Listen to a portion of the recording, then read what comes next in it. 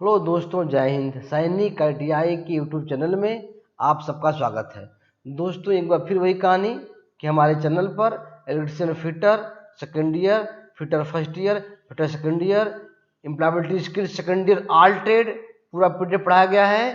First year all trade जो निम्मी ने PDF दिया है वो पढ़ाया जा रहा है। ठीक दोस्तों, workshop calculation science, first year all trade, second year all trade सब वीडियो पढ़ी है। क्वेश्चन आंसर भी है, समझाया भी गया है। जैसे होता पढ़िए अब लोग। दोस्तों, आप लोग को ज़्यादा फोकस देना है थ्योरी पर। क्यों कि थ्योरी में आप लोग के जो है कितने क्वेश्चन है, 38 क्वेश्चन है। एम्प्लॉयबिलिटी कितने क्वेश्चन है, 25। तो आपके जो मेरिट में कौन लाएगा नंबर सुधार, एम्प्लॉयबिलिटी स्किल और थ्योरी। तो इस पर फोकस ज़्यादा मारिए। इंजीनियरिंग ड्राइंग और मैथ कैलकुलेशन में दोस्तों आप लोग पढ़ने में पास जाए, लेकिन मेन आपका कहाँ होना चाहिए दिमाग आपका, एम्प्लॉयबिलिटी स्किल बदल दिया है। तो आप लोग को मैं आज उसके बारे में, उसका पहला चैप्टर था इंग्लिश लिटरेसी, वो खत्म हो गया है, 81 क्वेश्चन। अभी उसका जो पार्ट 2 क्वेश्चन है, लेसन है कम्युनिकेशन स्किल, इसके दोस्तों बारे में बताया है। इसमें 73 क्वेश्चन है। तुम्हारा जो आज पार्ट 4 होगा और कम्युनिकेशन स्किल का पहला पार्ट होगा। ठीक दोस्तों, तो ये क्वेश्चन आपको हिंदी में आएंगे। क्या आएंगे? ये हिंदी इंग्लिश दोनों में आएंगे। ठीक दोस्तों, तो भी आप लोगों को मैं हिंदी में बताऊंगा। क्वेश्चन है कहाँ बताऊंगा, हिंदी में। ठीक है, चलते हैं क्वेश्चन नंबर 1। मीनू परीक्षा से पहले उसकी मदद करने के लिए अपने दोस्त रीता को धन्यवाद दे रही है। मीनू को क्या करना चाहिए? अब बोल रही है मीनू परीक्षा से पहले उसकी मदद करने के लिए अपने दोस्त रीता को धन्यवाद दे रही है। तो मीनू को क्या करना चाहिए? क्या? Rita I am sorry, Rita I am बाम देखूंगा, रीता आप मदद के लिए धन्यवाद, रीता धन्यवाद। तो क्या बोलेगी? Rita thank you for all your help. Rita आप सभी मदद के लिए धन्यवाद। बोल रही है कि रीता आपको जो मदद देने के लिए धन्यवाद बोल रही है। तो Rita thank you for all your help. तो आंसर क्या होगा? सी होगा। तो व्हाट इज द कम्युनिकेशन? संचार क्या है? संचार क्या है? संचार इनकोडिंग और डिकोडिंग। क्या होता है? इकोडिंग और डिकोडिंग। संचार जो है इकोडिंग है और डिकोडिंग है। आंसर क्या होगा? ए होगा। संचार व्हाट इज कम्युनिकेशन? तो व्हाट इज कम्युनिकेशन? इकोडिंग और decoding. Question number 3, the teacher said comma write the topic of the experiment on the top right corner of the page, full stop, this is. मतलब शिक्षक ने कहा ऊपरी दाएं कोने पर प्रयोग का विषय लिखें। पृष्ठ का ए है, मतलब पृष्ठ का ए है, ऊपरी दाएं कोने पर जो प्रयोग कर रहे हैं वह विषय लिखें। तो क्या लिखेंगे? आंसर राइट ए होगा। ए क्लियरली कम्युनिकेटेड इंस्ट्रक्शन, मतलब एक स्पष्ट रूप से संप्रेषित निर्देश। क्या होगा? एक स्पष्ट रूप से संप्रेषित निर्देश, मतलब एक क्लियरली कम्युनिकेटेड इंस्ट्रक्शन। आंसर क्या होगा? ए होगा। Number 4, Ankit made a mistake and Riya wants to point it out to him. Riya should say, Ankit ने गलती की और रिया उसे बताना चाहती है, तो रिया को डैश कहना चाहिए। बोल रही है कि अंकित ने गलती की और रिया उसे बताना चाहती है, रिया को क्या कहना चाहिए? आंसर क्या होगा? मुझे आपसे कुछ बात करनी है। तो आंसर राइट क्या होगा? सी होगा। I need to talk to you about something. मुझे आपसे कुछ बात करनी है, तो आंसर राइट सी होगा। Question number 5, when A communicator use harsh word two point out errors it will. जब कोई कम्युनिकेटर त्रुटियों से इंगित करने के लिए कठोर शब्दों का प्रयोग करता है तो यह क्या होगा? जब कोई कम्युनिकेटर गलतियों को, त्रुटियों को इंगित दर्शाने के लिए कठोर शब्दों का प्रयोग करता है, तो यह डैश क्या होगा? अधिक समस्याओं का कारण बनता है, लीड टू मोर प्रॉब्लम्स। मतलब कि जब कोई कम्युनिकेटर गलतियों को इंगित दर्शाने के लिए कठोर शब्दों का प्रयोग करता है तो क्या होगा, लीड टू मोर प्रॉब्लम, अधिक समस्याओं का कारण बनता है। आंसर राइट सी।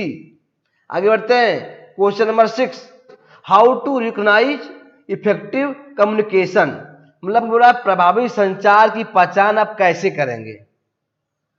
प्रभावी संचार की पहचान कैसे करेंगे, भाव से, आवाज से, शरीर से, भाषा से, नहीं, सभी से करेंगे। प्रभावी संचार का पहचान आप भाव से भी करेंगे, आवाज से भी करेंगे और शरीर की भाषा से करेंगे। ठीक दोस्तों, तो आंसर क्या होगा, डी, ऑल द एबव, ऊपर के सभी। Question number 7, an angry person body language will be, क्रोधित व्यक्ति की हाव भाव क्या होगी, मतलब जो बंदा गुस्से में है उस आदमी का हाव भाव क्या होगा, ये पूछ रहा है।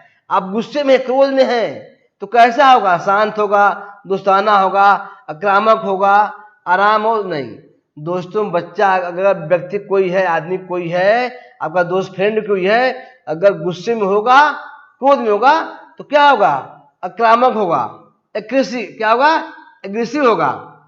तो आंसर क्या होगा, सी, आक्रामक।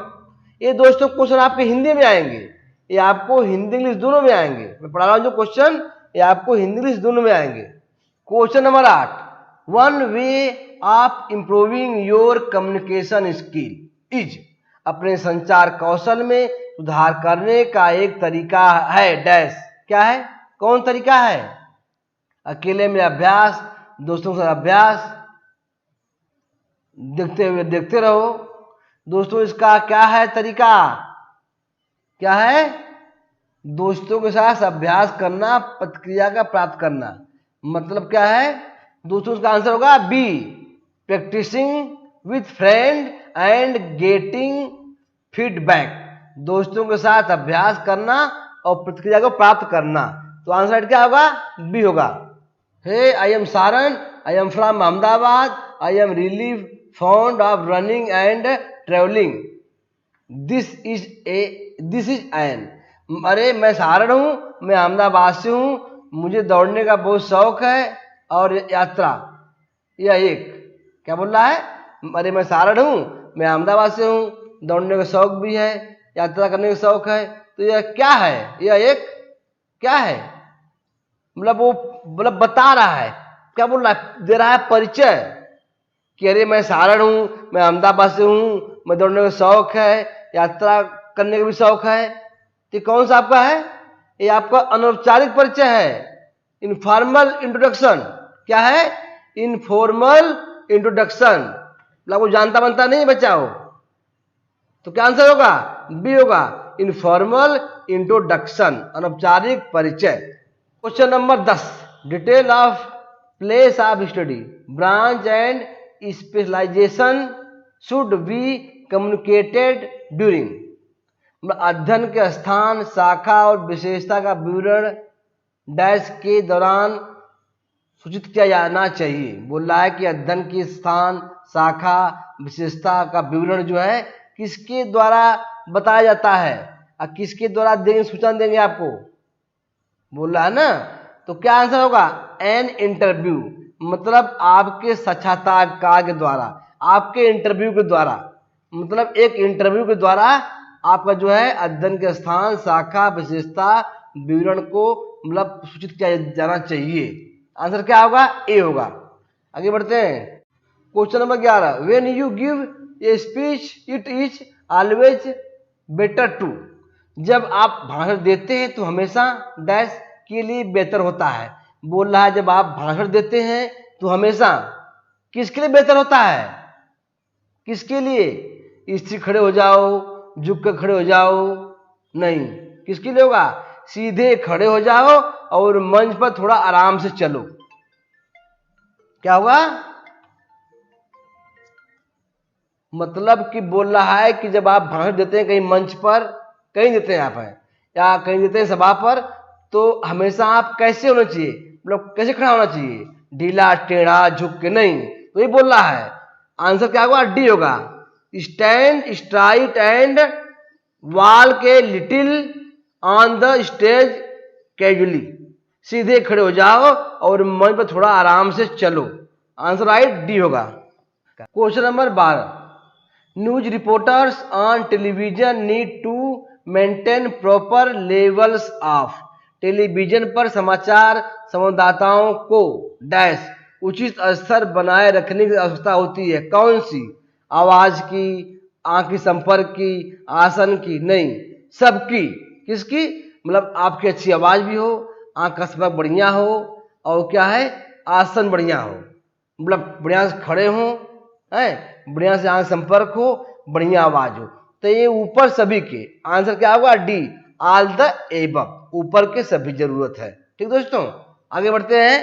Question number 13, introducing ourself effective help से creating a good impression among. प्रभावी ढंग से अपना परिचय देना एक अच्छा प्रभाव बनाने में मदद करता है। के बीच? किसके बीच? बोल रहा है कि आप प्रभावी ढंग से अपना परिचय दे रहे हैं तो एक अच्छा प्रभाव बनाने के लिए मदद करता है। किसके बीच क्या मदद करता है? भविष्य के दोस्त होते हैं, शिक्षक होते हैं, भविष्य के नियोक्ता होते हैं, तो सब में होता है।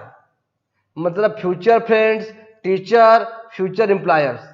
दोस्तों मतलब इस सभी के बीच जो है प्रभावी ढंग से अपना परिचय देना एक अच्छा प्रभाव बनाने के मदद करता है। आंसर क्या होगा? D, all the above. ऊपर के सभी, भविष्य के दोस्त, शिक्षक, भविष्य नियोक्ता। Question number 14, if someone is open minded and willing to change their view based on the valid opinion of others they are. अगर कोई खुले विचारों वाला है और के आधार पर अपना दृष्टिकोण बदलने को तैयार है, दूसरे की राय मान, तो वो है क्या है? अगर कोई खुले विचार वाला है, अगर और के आधार पर अपना दृष्टिकोण बदलने को तैयार है, दूसरों को मान्य है और वो राय मान्य है, तो वो क्या है? वो अच्छे संचारक हैं। क्या है? अच्छे संचारक हैं। क्यों? Good communicator.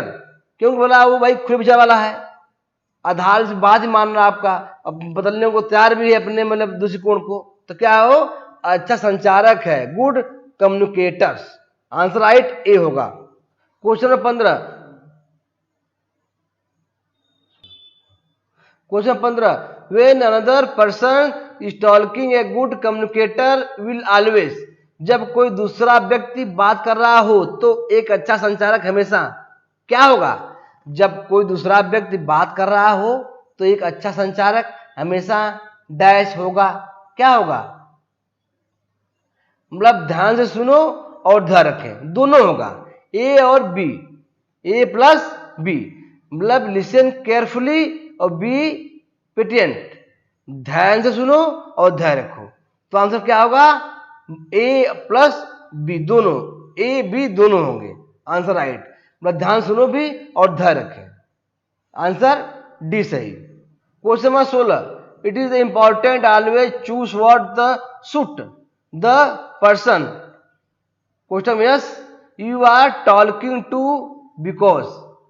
बोला जिस व्यक्तियों से, क्या बोल रहा है?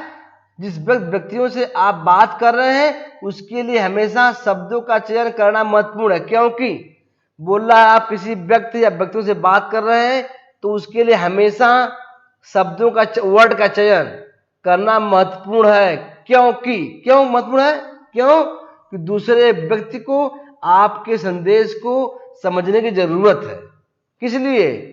The other person needs to understand your message. दूसरे व्यक्ति को आपके संदेश को समझने की जरूरत है। आंसर क्या होगा? सी होगा। Question number 17, non verbal expressions include which of the following aspects. गैर मौखिक अभिव्यक्तियों में निम्नलिखित में कौन सा पहलू शामिल है? बोला जो गैर मौखिक है अभिव्यक्तियों में निम्नलिखित से कौन सा पहलू शामिल है? अच्छा नेत्र संपर्क हो, खड़े या बैठने की स्थिति, मुस्कुराना, ऊपर के सभी। तो दोस्तों जो गैर मौखिक अभिव्यक्तियों में जो पहलू शामिल कौन सा अच्छा है? सभी हैं ऊपर के तीनों। गुड आई कंटैक्ट, स्टैंडिंग और सिटिंग पोजीशन, स्माइल, तीनों सही है।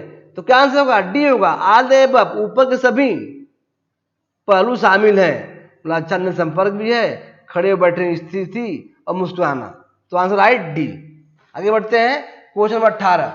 Will you communicate it is the important to pay attention to. जब हम संवाद करते हैं तो डैश पर ध्यान देना महत्वपूर्ण है। जब हम कोई संवाद करते हैं तो ध्यान कहाँ देंगे, किस पे देंगे? मौखिक और गैर मौखिक दोनों अभिव्यक्ति पर, मतलब both verbal and non verbal expressions. क्या? Both verbal and non verbal expression, मतलब मौखिक और गैर मौखिक दोनों अभिव्यक्ति पर हम लोग ध्यान देना महत्वपूर्ण है। तो आंसर क्या होगा? सी होगा, right answer C. Question number 19। When the participant is quiet during a group discussion. जब कोई प्रतिभागी समूह चर्चा के दौरान चुप रहता है तो क्या बोल रहा है? जब कोई प्रतिभागी समूह चर्चा के दौरान चुप रहता है, क्यों चुप रहता है? मैं उन्हें भाग लेने के लिए प्रोत्साहित करूंगा। क्या करूंगा? मैं उन्हें भाग लेने के लिए प्रोत्साहित करूंगा। दोस्तों का I will encourage them to participate. I will encourage them to participate, मैं उन्हें भाग लेने के लिए प्रोत्साहित करूंगा। आंसर राइट ए होगा। आगे बढ़ते हैं question number 20। One way of showing interest when you have a conversation is. जब आप बातचीत करते हैं तो रुचि दिखाने का तरीका है डैश। क्या तरीका है? जब आप बातचीत करते हैं तो रुचि दिखाने का एक तरीका है। कौन सा तरीका है? क्या आंसर होगा? आप जब बातचीत करते हैं तो रुचि दिखाने का एक तरीका है। कौन सा है? Summarising their ideas at the end, अंत में उनके विचारों को संक्षेप में प्रस्तुत करना। आंसर राइट ए होगा, सही। Question number 21। Recording oneself speak in the smartphone can be useful for. अपने आप को स्मार्टफोन में रिकॉर्ड करना डैश के लिए उपयोगी हो सकता है। क्या बोल रहा है कि अपने आप को स्मार्टफोन में रिकॉर्ड करना किसके लिए उपयोगी हो सकता है? किसके लिए? क्या आंसर होगा? एक संचारक के रूप में अपनी ताकत और कमजोरी की जांच करना, by checking our strength and weakness as a communicator. Right answer B. एक संचारक के रूप में अपनी ताकत और कमजोरी को जांच करना अपने आप को स्मार्टफोन में रिकॉर्ड करने के उपयोगी हो सकता है। आंसर राइट बी होगा। Question number 22।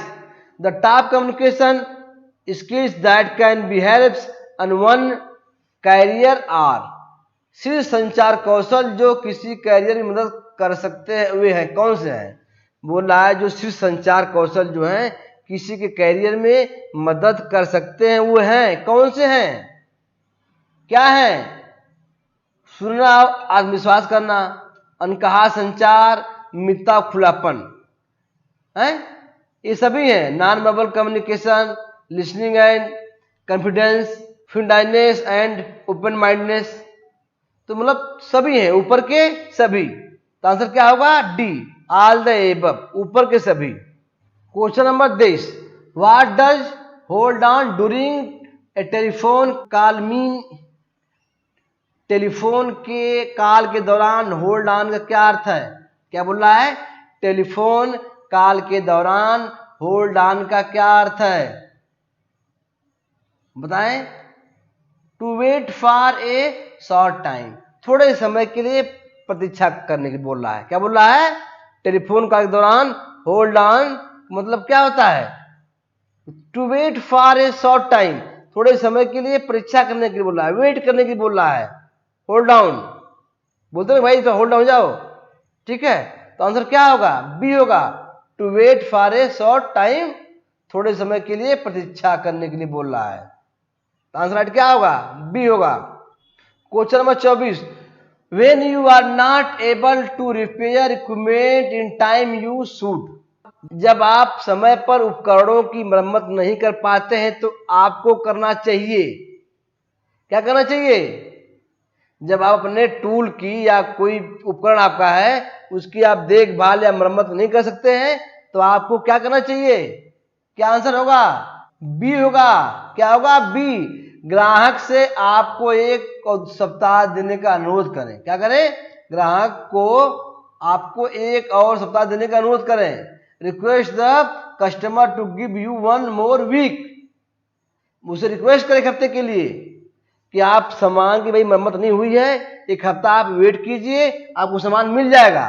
वही बोल रहा है, request the customer to give you 1 more week। ग्राहक से आपको एक और सप्ताह देने का अनुरोध करना चाहिए। तो आंसर क्या होगा? बी होगा। 25 क्वेश्चन नंबर। दोस्तों आज हमारा पार्ट 4 का लास्ट क्वेश्चन है, ठीक है। तो इसकी पहले की वीडियो देखने के लिए जाएंगे सैनिक सर्च करेंगे होम वीडियो प्लेलिस्ट, वहां पर आपकी 3 वीडियो है इससे पहले की। इंग्लिश लिटरेसी की, ये आपको पढ़ा रहा हूँ कम्युनिकेशन स्किल, ये आपको हिंदी में आएगा, वो इंग्लिश में आएगा। दोस्तों मैं हिंदी इंग्लिश बहुत तेज चला हूँ, पता मेरे को टाइम नहीं लगा है। सिर्फ क्वेश्चन आंसर बच्चे कमेंट करते हैं कि सर बहुत टाइम लग रहा है, तो 500 क्वेश्चन का पीडीएफ है, खत्म करना है। तो आप रट्टा मार लीजिए फटाफट, नहीं तो पढ़ते जाएंगे तो खत्म पर्चा हो जाएगी। क्योंकि समझा के पढ़ाई मतलब नहीं है, क्योंकि आपका कोई मतलब एग्जाम है नहीं इतना, लेकिन आपको मेरिट बनाया गया है। क्या बनाया गया? मेरिट बस। ठीक दोस्तों, तभी आप क्वेश्चन से पढ़िए बस। हमारे जो सब्सक्राइब कीजिए, इसका पीडीएफ काम रहेगा टेलीग्राम पर। तो दोस्तों जो हम पढ़ा रहे हैं इसका पीडीएफ टेलीग्राम रहेगा आपको, वहां से कोई मतलब नहीं है निकालने का। क्यों निकालेंगे? कंप्यूटर वाले के पास जाएंगे, वो लेगा 100 रुपया। कब पढ़ेंगे आप? नहीं, मोबाइल में पढ़िए, टेबलेट मिला आप वहां पढ़िए। दोस्तों टनाटन पढ़ते रहिए, पास होइए और नंबर अच्छा लाइए, अब पास होने की गारंटी। चलते हैं आज का लास्ट क्वेश्चन हमारे पार्ट का। What would you do if someone gives message during a telephone call? अगर कोई टेलीफोन कॉल के दौरान संदेश देता है तो आप क्या करेंगे? अगर कोई आदमी, कोई फ्रेंड आपका है, टेलीफोन कॉल के समय दौरान संदेश देता है तो आप क्या करेंगे? कलम और कागज लेने तक प्रतीक्षा करने का अनुरोध करेंगे। क्या करेंगे? Request to will wait till you get pen and paper to take down. मतलब कलम और कागज लेने तक प्रतीक्षा करेंगे उसको कि भाई रुकिए भैया, थोड़ा कलम ले लें, कागज ले लें, पेन ले लें, है ना। कलम और कागज लेने के लिए कहेंगे उसको कि रुकिए थोड़ा, हम कागज और कलम ले लें। तो request to wait till you get pen and paper to take down. Answer right B. दोस्तों आज का हमारा जो है पार्ट 4 खत्म हुआ है। कम्युनिकेशन स्किल का पहला पार्ट था। आप लोग को मैं पूरा कोशिश पढ़ाने करता हूं, क्योंकि परीक्षा हमारी भी है, हम बच सकते हैं। थोड़ी गलतियां तो लोग समझिए आप लोग, क्यों कि टाइम रह नहीं गया है, सिर्फ क्वेश्चन आंसर चल रहा है धकाधक। आप लोग पढ़ते रहिए, एकदम पास जाएंगे, हमारी गारंटी है 100%। नहीं तो फीस हम भरेंगे, ये गारंटी हमारी। अगर इसमें नहीं आया है तो फीस हम भरेंगे। तो आज के लिए इतना ही, धन्यवाद, जय हिंद।